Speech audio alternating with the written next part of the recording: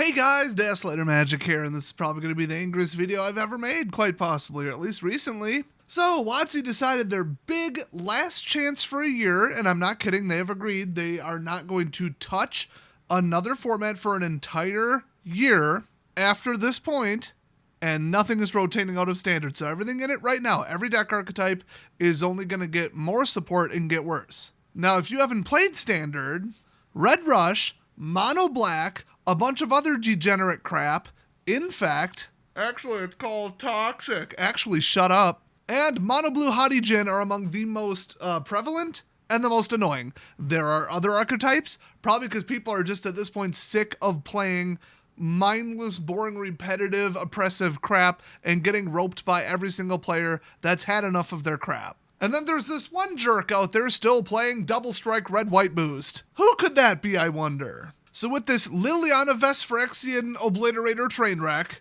what did they decide to ban?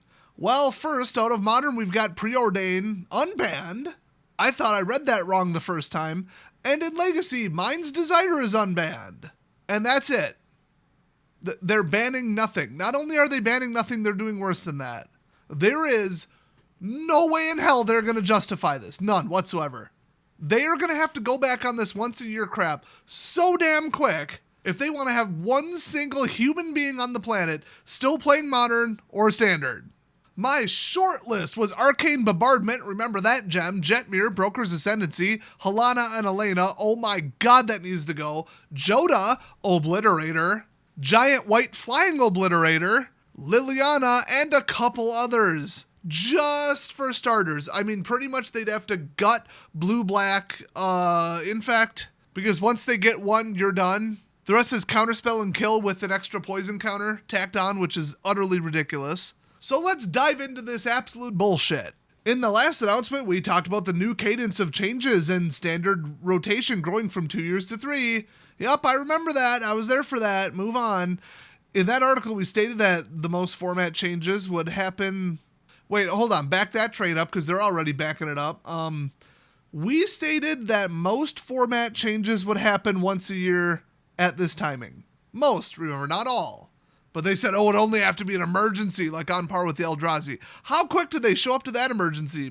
I want to say like 3, 4, 5 months late. I'm not exaggerating. That is actually what it was. They had said, we don't want to disrupt a tournament. We can't ban a card rate for a tournament. It's too disruptive. And then what happened? 67%, I believe, was the number of people showed up with the same damn deck to that tournament. Well, thank God the tournament didn't get disrupted. It was a perfectly functioning tournament that everybody tuned in to watch and thought, wow, that went great. You morons. That is like the most cited bonehead move of WOTC in the last 10 years, by far. Anybody will tell you about it. It's even nicknamed the Eldrazi Winter. So if that's what they consider to be an emergency situation, that's the bar that they're comparing it to. I believe they said that or worse. Nothing is getting banned for the next year. They just don't want to have a game anymore is what they're saying. They just know Standard is completely screwed. And they see the dollar bill signs and they smell blood when they're talking about how Lord of the Rings on Arena made people get back into Historic very briefly. And Historic is the much, much, much more expensive format. It's a higher powered, more stupid version of Standard. I don't remember if it has Alchemy cards in it. I think it does. And then on top of it, in case you hadn't heard, Alchemy is rotating at the normal rate. What? So yeah, Historic is just overpriced Commander. They know Standard is irredeemable. Awesome. And remember, the reason everybody is saying this, except for WOTC, but come on. The inferred reason that they're extending it by a year is a last-ditch effort to get a couple people to not immediately leave Arena when rotation happens, or would have happened. Because the numbers every time it's happened are staggering from what I've seen from third-party trackers. Rotation, you don't have a playable deck, you don't have enough wild cards, you look at how much money it would take to get them, and you jump ship. So what are they going to do in a year? My guess is extend it another year, make some kind of whatever. I mean, they already said in their preview video that they're going to try to bring Pioneer up to 100% card for card parity. Just kidding. They said tournament competitive cards is what they're targeting. So no, it won't be 100% card for card. They'll only bother to print the cards that are in net decks. If you want to build something different, and shake it up a little with a new idea. Not in this game, bitch. That's not allowed here. They now have like Deck Tech Fridays or whatever the hell on their stupid website.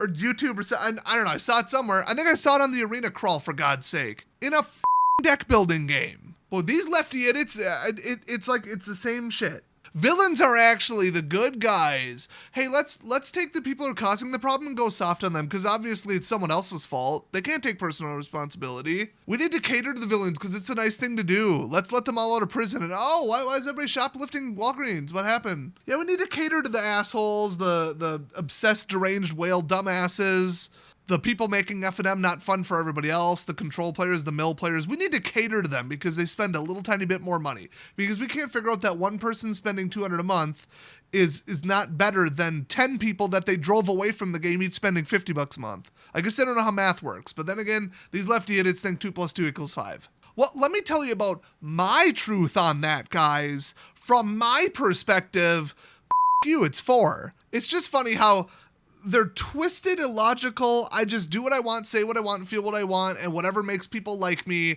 it doesn't have to make sense thing, just jumps right out of politics into everything else in their life. Their business, all that shit, and then just, they don't care. They will lose 50% of the customers if they can throw blackface onto some characters from Lord of the Rings, because then they're like, look what I'm doing.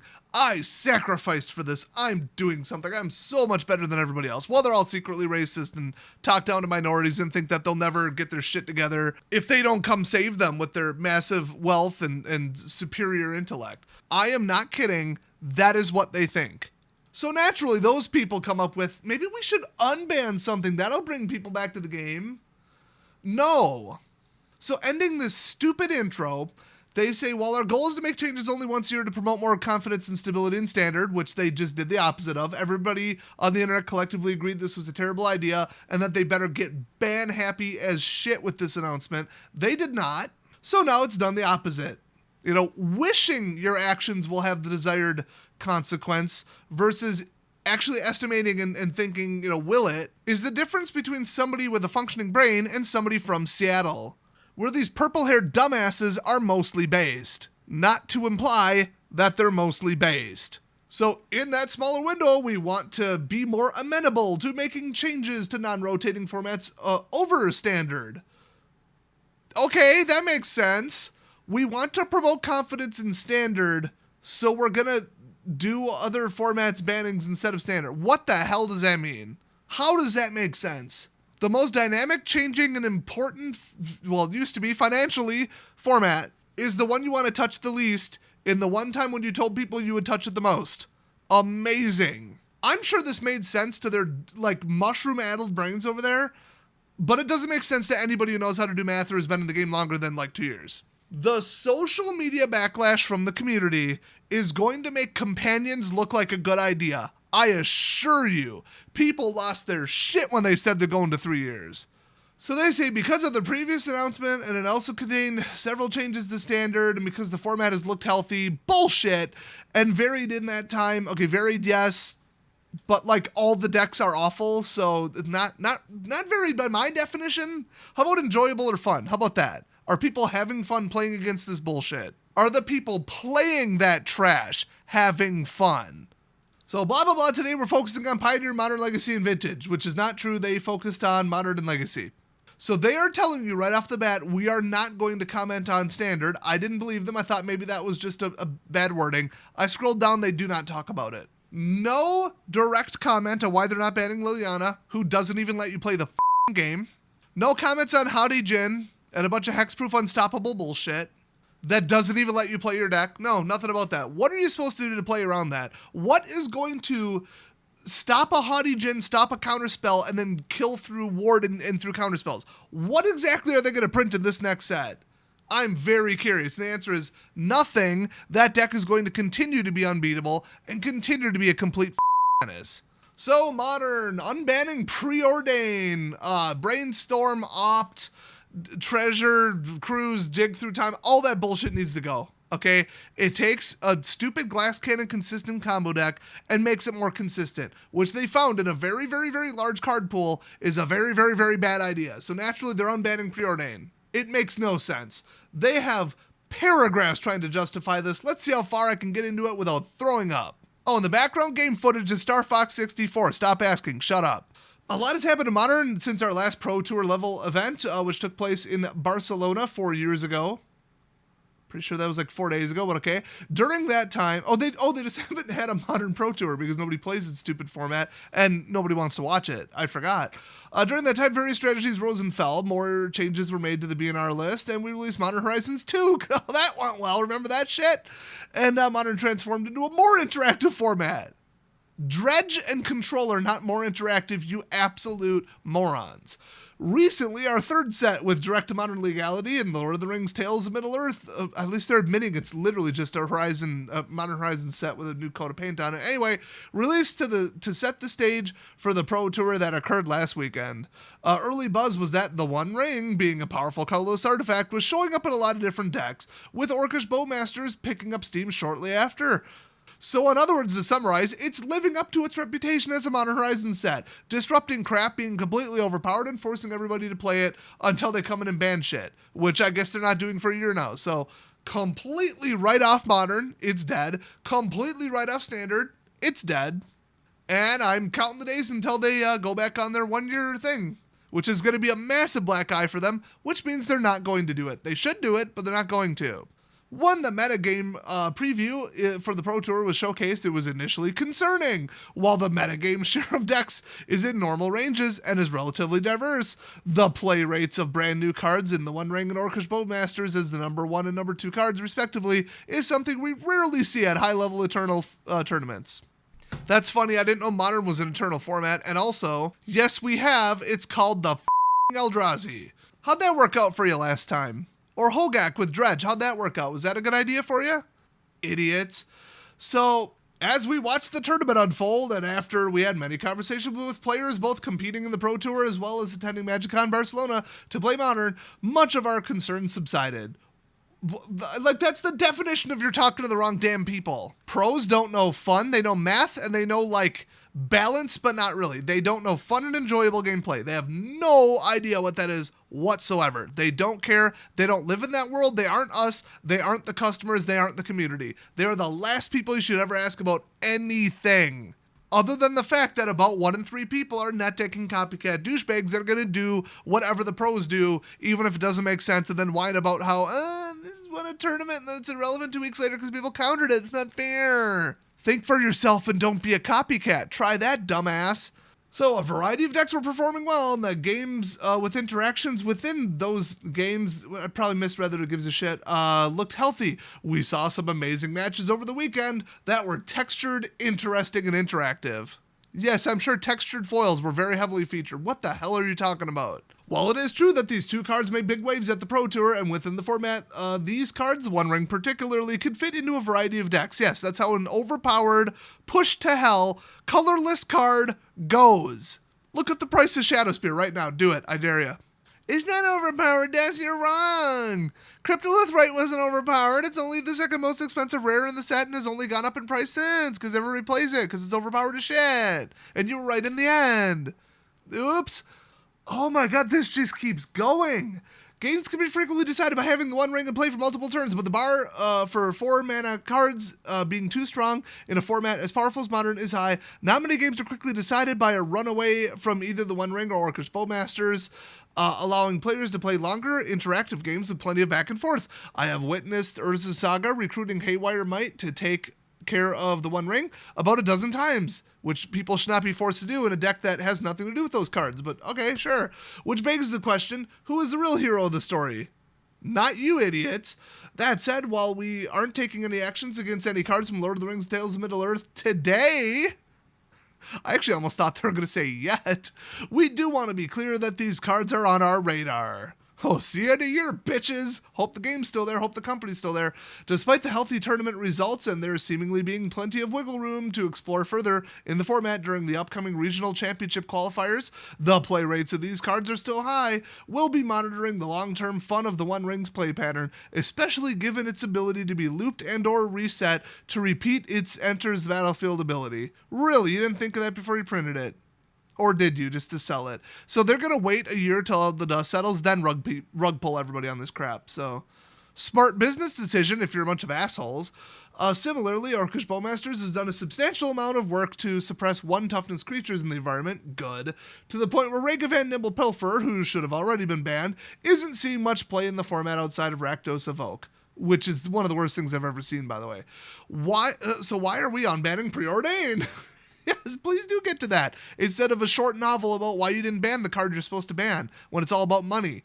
While it is not something that we do often, we are interested in finding opportunities to reduce the size of the modern ban list when we believe it will make the format more fun. Yes, mono blue hyper-consistent glass cannons is going to make the format more fun, everybody.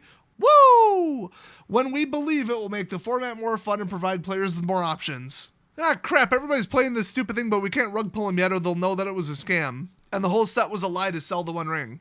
But we knew it was too powerful for Modern, so let's just unleash some proven overpowered bullshit from the past, and that'll make it look like diversity is up, and then a year from now we can rug pull this crap.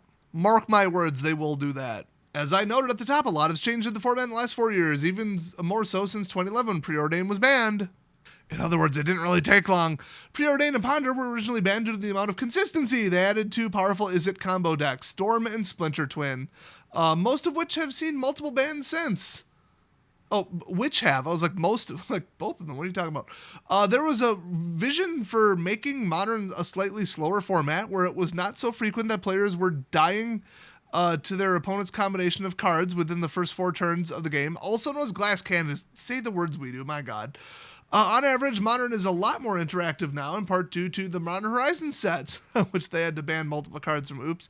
It was a goal of those releases to offer powerful options to stop your opponent's combos and play longer, with more interactive games. So in other words, they injected control to stop the overpowered shit, and thought that was like a good thing, I guess. Whatever, Modern's a train wreck anyway.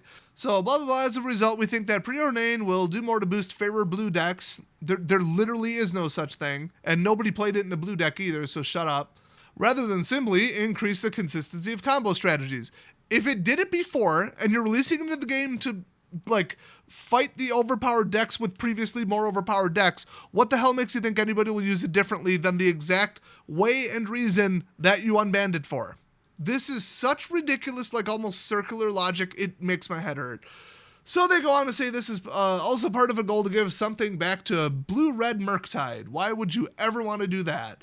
Which was one of the most popular decks in the Modern metagame between the release of Modern Horizons 2 and the Lord of the Rings Tales of Middle-earth, but has since fallen out of favor in part due to the release of Orcish Bowmasters. Who would have thought? So Pioneer and Legacy and Vintage, written by Carmen Handy, that's right, they want you to know in just this section who to throw under the bus. That is amazing. Hey guys, this is who's justifying this. So the Pioneer metagame continues to have a wide spread of playstyles and archetypes representation from the tournament to tournament. That's one way to put it. While there are known pillars in mono green devotion, Rakdos variants, and creature-centric aggro decks, yes, it's pronounced aggro, not aggro, shut up, their metagame shares rise and fall at a healthy clip. Recently, new versions of Lotus Field Control, that just sounds awful, have gotten some extra attention, but its win rate and metagame shares sit about where we would expect any reasonable deck to fall. People are complaining about it because it's annoying, not because of its share.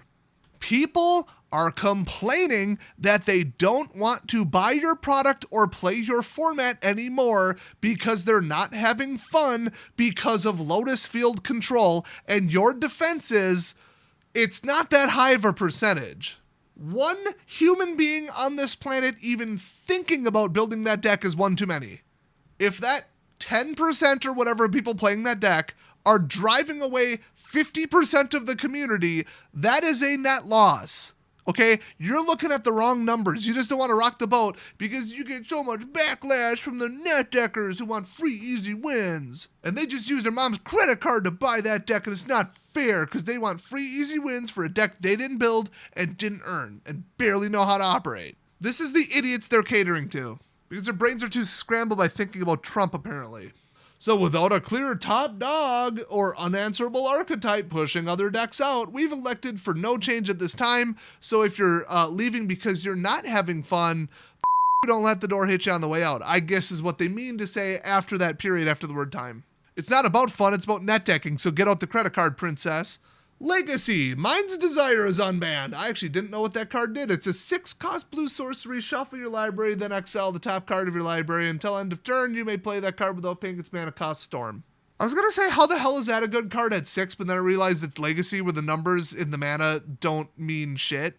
So, Magic has a rich and storied history, including the fastest banned card in the history of the game, Mind's Desire. That I also didn't know. That is hilarious. At the time of its release, Magic's threats far outweighed the power of its answers, and the creatures were a much, much smaller portion of the Legacy, or Type 1.5 metagame. By the way, Modern used to be called Type 2, I think. 2 decades have passed since Mind's Desire was banned, and in that time, creatures have become more powerful, new Planeswalker cards have been introduced, and there are multiple cycles of free spells that have made it much harder to be a lover of the Storm mechanic. Now, okay, wasn't that stupid companion thing, wasn't Lurrus or whatever, he was the fastest banned? At least in Vintage? I don't even remember if he was banned at all in Legacy. I think there's only like 3 cards technically banned in Vintage. Maybe 2, and one of them is Lurrus. Like, that's how bad they screwed up. I don't know. I could research that statement further if I gave a shit, but you already know I don't. Legacy and Vintage players can ride in on their little horses with their polo shirts, okay, and then sue each other for shuffling their $30,000 decks wrong. Yes, that has happened at least once, I think twice. You damaged my cards while shuffling, and I'm really just butthurt because I lost the coin flip, so I lost in my win on turn 1 deck. I'm suing you. You damaged the corner of my $4,000 reserve list card because WOTC f***ed up and won't print these again. I'm having my daddy's lawyer's firm sue you. If you need me, I'll be in my Lamborghini. That's Legacy and Vintage players. Like real ones. If you're going to Sharpie job a land, whatever. I think it's a stupid format, but to me, it's a completely different game. Play whatever the hell you want. So blah, blah, blah, blah. Some bullshit that isn't true. New Planeswalker cards have been introduced. There have been multiple cycles of free spells that have made it much harder to be a lover of the Storm mechanic. That's a really nice way to put it. Storm. The Storm scale is called the Storm scale for a reason. It's because we're sick of that bullshit. It's a binary win condition, single shot, non-interactive. I'm literally playing solitaire in your hair with me. Waste of time that's not even worth shuffling your damn deck. And they're like, it's hard to love it. Their brains are truly and sincerely broken. In the interest of making sure that combo players also get the same level of new content and strength that the other archetypes incidentally gain through our tentpole offerings, we're resurrecting a toxic thing that everybody hated. Like, what? What? That's not really what they said, but that's what they said, you know what I mean? We've decided to unban Mind's Desire Legacy. Outside of the spell's combo presence, the Legacy metagame is still evolving, because we keep printing overpowered shit. With the release of The Lord of the Rings, Tale of Middle-earth, Orcish Bowmasters is still making a huge splash. What does this card do? I went this far in without actually knowing what the card does. Hold on. Holy shit, that's overpowered.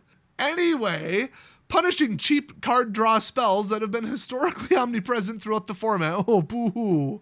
They blew away your little overpowered mistake in a garbage format that doesn't even resemble Magic. I feel so bad for you. So up until now, many of the decks that Mind's Desires punishes appear to be adapting without leaving additional space for previously underrepresented archetypes to shine. How would they know if it's been banned for 20 years? We will continue watching how things adapt in the coming months. That doesn't make any sense because you're not going to ban shit for a year. You just said that.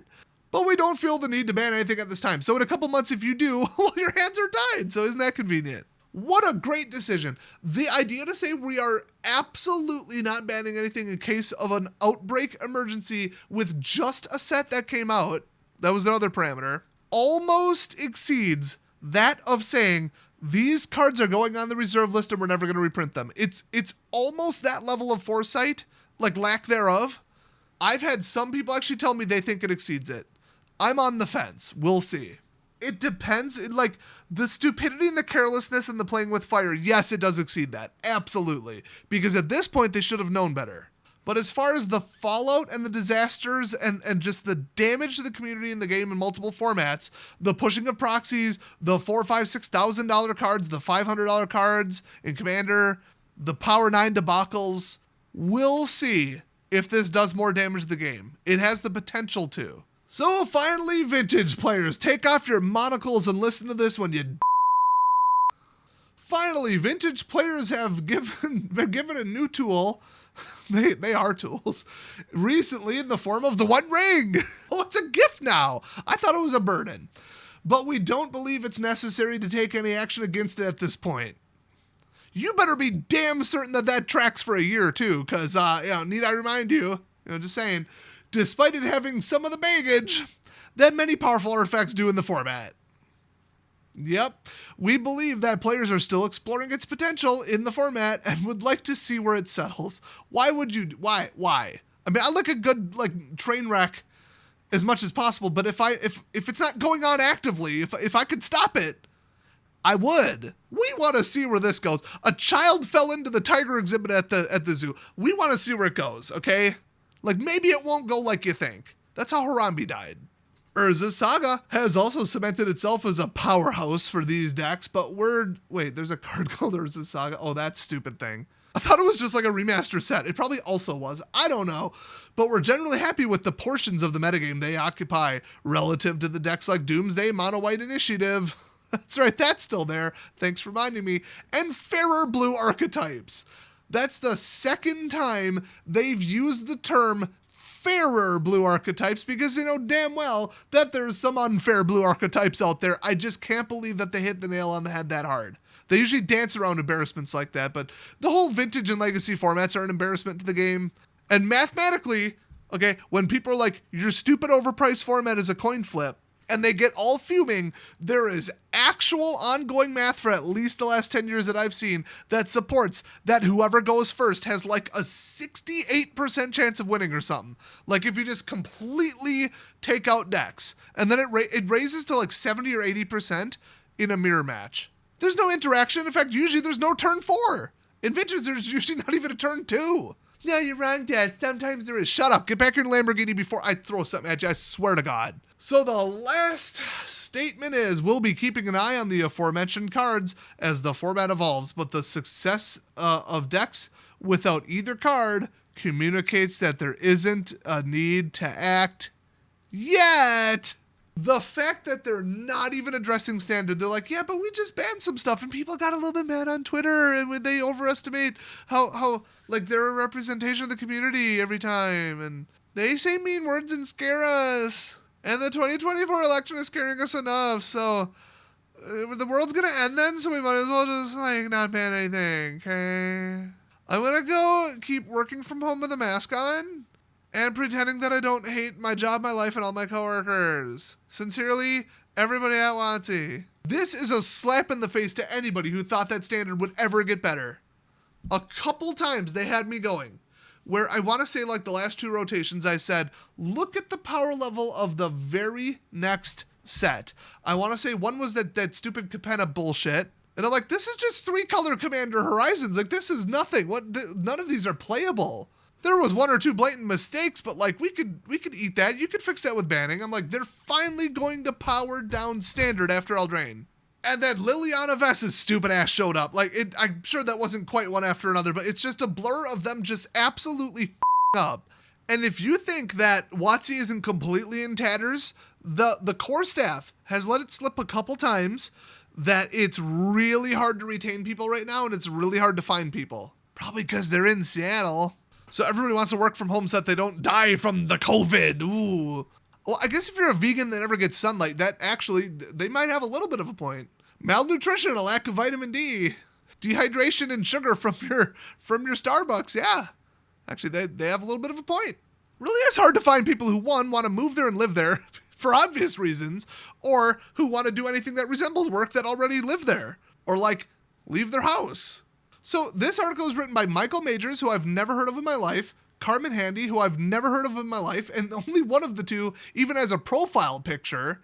I mean, over the summer, the place I work, I have to process a lot of the hires and fires because I'm in the IT department. And if you don't have a profile picture, it's because we were too busy and we just assumed you're going to leave after 2 weeks anyway. Some of the positions are great. The place is absolutely amazing. Some of the jobs are complete shit. And if you don't know what you're getting into, you're going to last a couple weeks. It is what it is, okay? But how much of a train wreck dumpster fire, you'd have to get the job there not knowing what Magic the Gathering is and then just lying on your resume. Maybe these people are transfers from the D&D department because God knows they want to leave their department. Oh my gosh. That department must just still be perpetually on fire, like literally and figuratively. Hi, orcs are black people. We want your money and we hate you. What? Where's everybody going? Where'd all of our customers go? We just acquired this big giant company for like $1 billion. We have to get our money out of it. Hasbro's going to send the people with the baseball bats. What are you doing? I'm gonna golden parachute out the window. Bye. Welcome to the D&D department of WOTC. Half the people on these YouTube videos and at the cons I have never heard of. Or they're like really new people with really astonishing levels of quick promotions. I've been occasionally checking in on just the number of job postings at Magic the Gathering, at Hasbro, at Wizards, you know what I mean, in their department, and it's been going up and up and up, and I just have the strangest feeling that it's not because of growth at the company. And by feeling, I mean hard numbers and financial reports from them themselves and third parties, and their stock tanking, and their stock getting rated lower.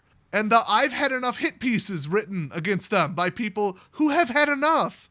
That's some evidence that they're not going up in the number of hires because their company's expanding. So everybody's leaving the Titanic and trying to grab the silverware on the way out. Unfortunately, that silverware, the free product that I'm sure everybody's paying their fair IRS, non-monetary compensation equivalent at the end of the year. I'm sure they're all paying that, right?